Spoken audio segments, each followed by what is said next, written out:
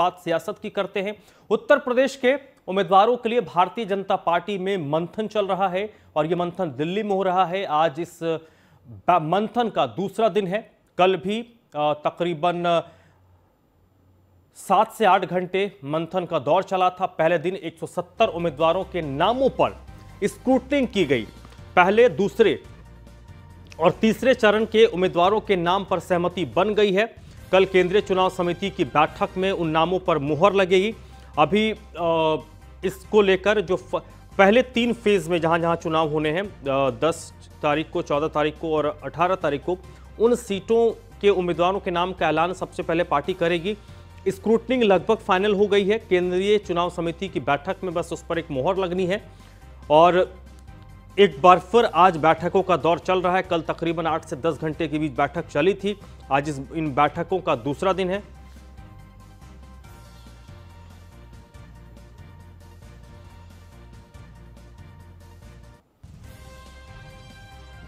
और दिल्ली में जो मैराथन बैठक जब भारतीय जनता पार्टी की चल रही है, उस कोर ग्रुप में कौन कौन है ये आपको बताते हैं। भारतीय जनता पार्टी के राष्ट्रीय अध्यक्ष जेपी नड्डा अभी संक्रमित हैं, लेकिन वीडियो कॉन्फ्रेंसिंग के जरिए वो इस बैठक में जुड़े थे। आज भी जुड़ेंगे। केंद्रीय गृह मंत्री अमित शाह इस बैठक में है। यूपी के प्रभारी राधा मोहन सिंह भी कोविड पॉजिटिव हैं, लेकिन वो वीडियो कॉन्फ्रेंसिंग के जरिए इस बैठक में जुड़े। उत्तर प्रदेश के मुख्यमंत्री योगी आदित्यनाथ कल से ही दिल्ली में है, उस बैठक में मौजूद हैं। आज भी मौजूद होंगे। डिप्टी सीएम केशव प्रसाद मौर्य और उत्तर प्रदेश के दूसरे डिप्टी सीएम दिनेश शर्मा इस बैठक में शिरकत कर रहे हैं, इस मंथन में मौजूद हैं। इनके अलावा उत्तर प्रदेश बीजेपी के अध्यक्ष स्वतंत्र देव सिंह इस बैठक में शिरकत कर रहे हैं और राष्ट्रीय महामंत्री संगठन बीएल संतोष इस बैठक में शिरकत कर रहे हैं। और इन सभी के अलावा उत्तर प्रदेश के संगठन मंत्री सुनील बंसल बैठक में मौजूद हैं। यूपी बीजेपी के चुनाव प्रभारी धर्मेंद्र प्रधान, उत्तर प्रदेश बीजेपी के चुनाव के सह प्रभारी अनुराग ठाकुर इस बैठक में मौजूद हैं, जिसमें चर्चा हो रही है, नामों को लेकर स्क्रूटनिंग की जा रही है।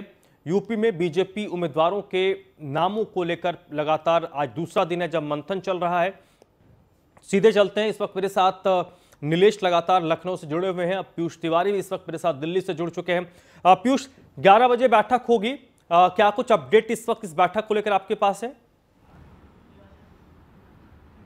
जी बिल्कुल, देखिए जिस प्रकार से भारतीय जनता पार्टी की मैराथन बैठक कल से ही चल रही है, अगर इस वक्त की हम बात करें तो उत्तर प्रदेश के सीएम योगी भारतीय जनता पार्टी मुख्यालय पहुंच चुके हैं और भी जो नेता है वो भी थोड़ी देर में पहुंचेंगे। अगर हम बात करें जो भी नेता इस बैठक में कल शामिल थे वो भी धीरे धीरे यहां पे पहुंचेंगे। हालांकि लगातार जिस प्रकार से देखा गया कि इस बैठक को में प्रत्याशियों का नाम शॉर्टलिस्ट करना था, लखनऊ में भी मंथन हुआ था तो उसमें भी कई एक सीट पे करीब 7-7, 6-6 दावेदार थे, तो उसको कम करना था। वही यहाँ पे भी हो रहा है और शॉर्टलिस्ट करने की कोशिश की जा रही है। इसी बीच जो खबर आ गई कि लगातार जो भारतीय जनता पार्टी के 3 से ज़्यादा विधायक जो है वो पार्टी छोड़ दिए, इस्तीफा दे दिया। इसके साथ ही अगर स्वामी प्रसाद मौर्य की बात करें वो पार्टी छोड़ दिए। इसको लेकर भी गहन चिंतन मंथन दोपहर के बाद से कल शुरू हो गई थी। ऐसे में आज किन विषयों पर चर्चा होती है देखना दिलचस्प होगा। हालांकि सूत्र यही बता रहे हैं कि केंद्रीय चुनाव समिति की जब बैठक होगी उसमें कम से कम एक सीट पे कम से कम नामों की यानी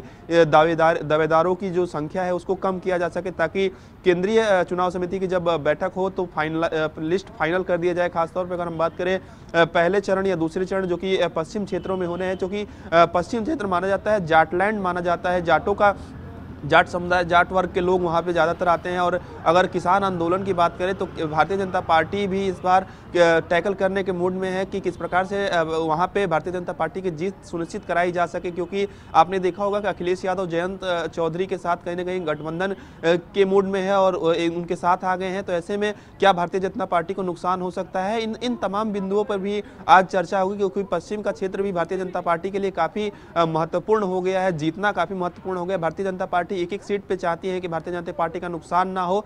शायद यही कारण है कि कई भारतीय जनता पार्टी के नेताओं को ऐसा लगता था, विधायकों को ऐसा लगता था कि उनके सीट काटे जा सकते हैं, इसी वजह से उन्होंने कहीं ना कहीं इस्तीफा दे दिया। इसको देखते हुए भी केंद्रीय गृह मंत्री की अगर हम बात करें तो उन्होंने बीजेपी के प्रदेश अध्यक्ष स्वतंत्र देव सिंह की अगर हम बात करें या जो प्रदेश के संगठनों के महामंत्री हैं सुनील बंसल और तमाम पदाधिकारियों को गृह मंत्री ने ये जो अमित शाह है उन्होंने ये निर्देश दिया है कि किसी भी प्रकार से इस मामले को सॉर्ट आउट किया जाए और जो नेता है, जो विधायक है, वो भारतीय जनता पार्टी को क्यों छोड़ रहे हैं, इसकी वजह को पता लगाया जा सके। क्योंकि स्वामी प्रसाद मौर्य की अगर हम बात करें, देखिए स्वामी प्रसाद मौर्य खासतौर पे गैर यादव वोटरों पे स्वामी प्रसाद मौर्य का अपना वर्चस्व रहा है, जिसका फायदा कहीं ना कहीं भारतीय जनता पार्टी ने 2017 में भी लिया था। अगर हम बात करें तो उत्तर प्रदेश में 5 से 6% के आसपास जो कोयरी वोटर हैं वो है, और उस पर जो सीधा वर्चस्व कहीं ना कहीं स्वामी प्रसाद मौर्य भी रखते हैं। ऐसे में अगर हम बात करें तो लगातार उनकी भी कई राजनीतिक जो महत्वाकांक्षाएं हैं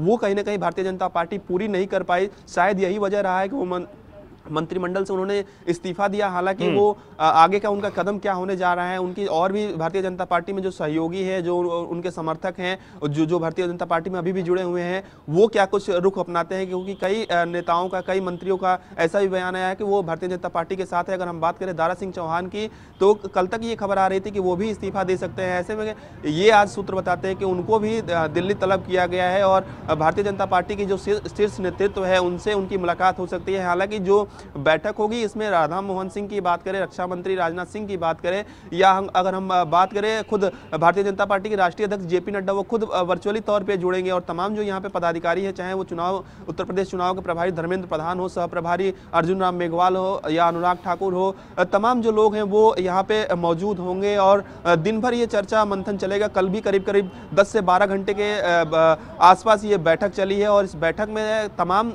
बिंदुओं पे चर्चा हुई है। चूंकि इस बार भारतीय जनता पार्टी चाहती है कि किसी भी दागी व्यक्ति को टिकट ना दिया जा सके और जिताऊ कैंडिडेट को ही टिकट दिया जाए, उस पर ही दांव लगाया जाए, ताकि भारतीय जनता पार्टी किसी भी हाल में 300 का जो आंकड़ा है वो पूरा कर पाए। क्योंकि भारतीय जनता पार्टी के सामने कई ऐसे बिंदु है। क्योंकि देखिए जिस प्रकार से अखिलेश यादव ने भी अपनी कहीं ना कहीं फील्डिंग जो सेट करनी है वो शुरू कर दी है, किस प्रकार से भारतीय जनता पार्टी के लोग अब समाजवादी पार्टी में जा रहे हैं। और अखिलेश यादव की अगर हम बात करें तो उन्होंने भी कई छोटे जो दल हैं उनके साथ गठबंधन किया। तो भारतीय जनता पार्टी भी अब चाहती है कि मजबूती के साथ उत्तर प्रदेश का चुनाव लड़ा जाए। यही कारण है कि बूथ लेवल के कार्यकर्ताओं को मजबूत किया गया है। नीलेश भी मेरे साथ जुड़े हुए। नीलेश, उत्तर प्रदेश की बात करें, क्योंकि अभी जो पहले 3 फेज हैं, ये पश्चिम से मतदान की शुरुआत होगी, वहां पर क्या हलचल है, किस तरीके की लॉबिंग हो रही है?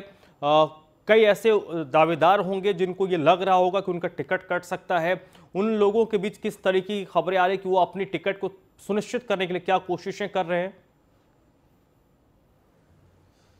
देखिए धर्मराज, बिल्कुल उत्तर प्रदेश के विधानसभा चुनाव हमेशा से दिलचस्प रहे हैं। जैसे जैसे चुनाव का समय नज़दीक आता है वैसे वैसे एक के बाद एक तमाम बदलाव देखने को मिलते हैं और उत्तर प्रदेश की सियासी गलियारों में जो इस समय चमक दिखाई दे रही है, कहीं ना कहीं ये कहा जा सकता है कि जिन नेताओं के टिकट कटने वाले हैं वो समय रहते ही अपनी पार्टी से इस्तीफा देकर दूसरी पार्टी में पहुँच रहे हैं ताकि वहाँ से वो टिकट लेकर चुनाव लड़ सकें।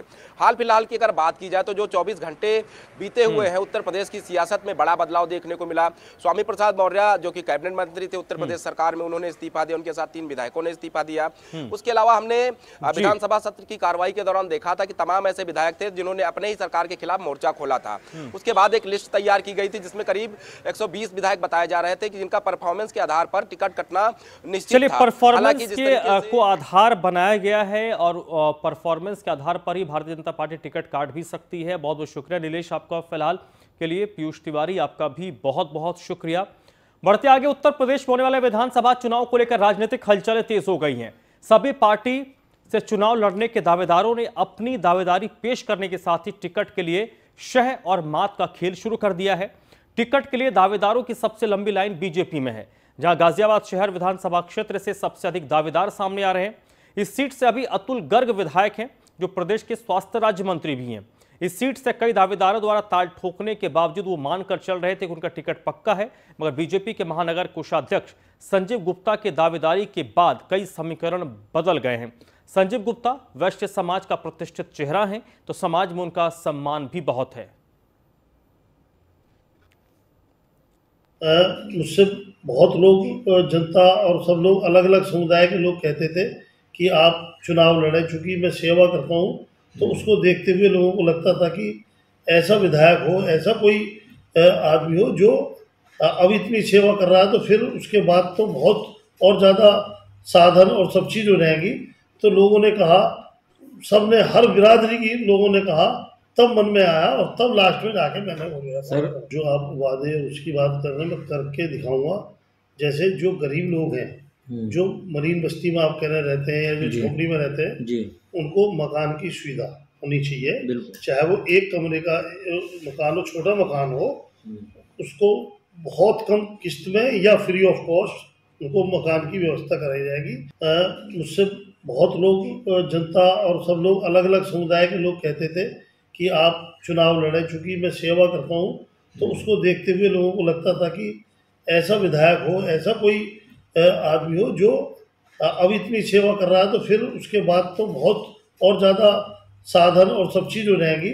तो लोगों ने कहा, सबने हर बिरादरी की लोगों ने कहा, तब मन में आया और तब लास्ट में जाके मैंने हो गया सर जो आप वादे उसकी बात कर रहे हैं मैं करके दिखाऊंगा।